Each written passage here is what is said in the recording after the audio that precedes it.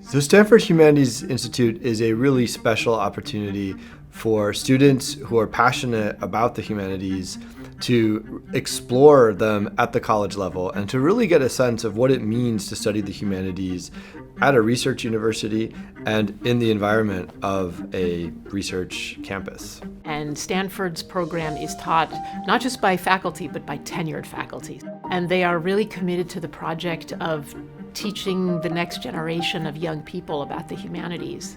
So it's an intensive program, and we really live and breathe the class for 3 weeks.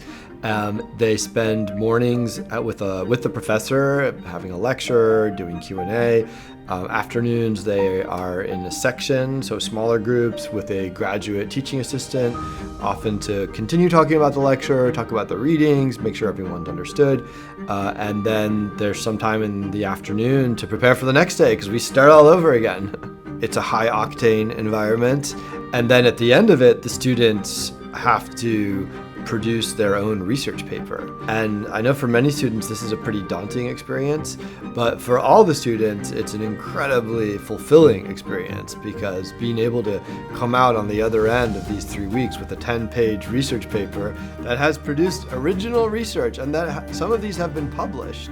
Something that I've noticed is, and I think maybe this is a reflection of kind of high school education, they come with expectations of kind of black and whites, rights and wrongs, correct answers, incorrect answers. So one of the conversations that I've been having repeatedly with them is at college level there really are no answers in the sort of very definitive, clear way that maybe high school trains you to expect. They seem quite surprised at it, that this isn't about getting answers, this is about learning how to ask better informed questions. It exposed me to a completely new way of doing school. Like it's nothing like how my high school classes were.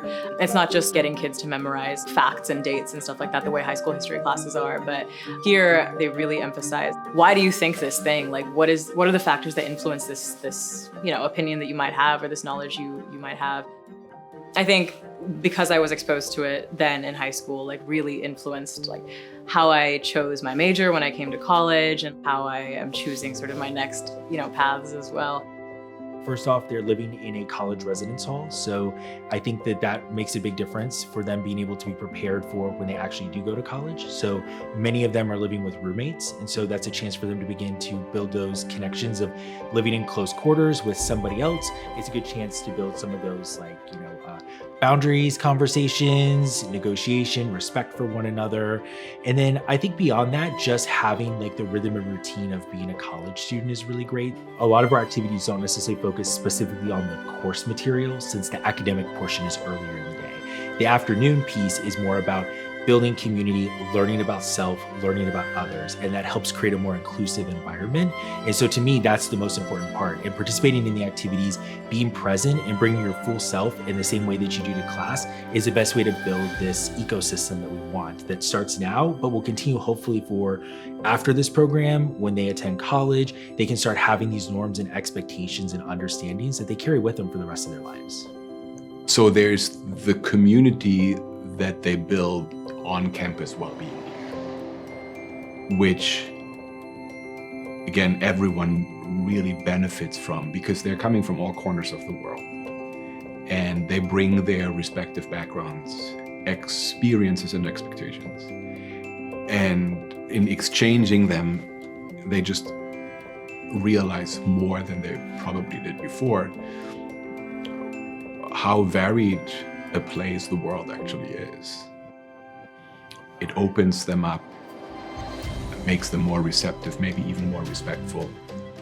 And then there's the community that continues afterwards, because very often the students themselves, by their own initiative, form some kind of online community.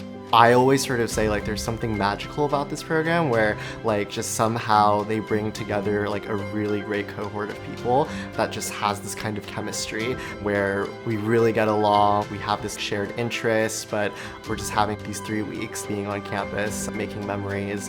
In the traditional educational environment, right? You're thinking about grades, you're thinking about performance, whereas here it really is just learning what you love because you love it, without sort of any of that kind of pressure, and just really stimulating your curiosity and seeing where your curiosity can take you.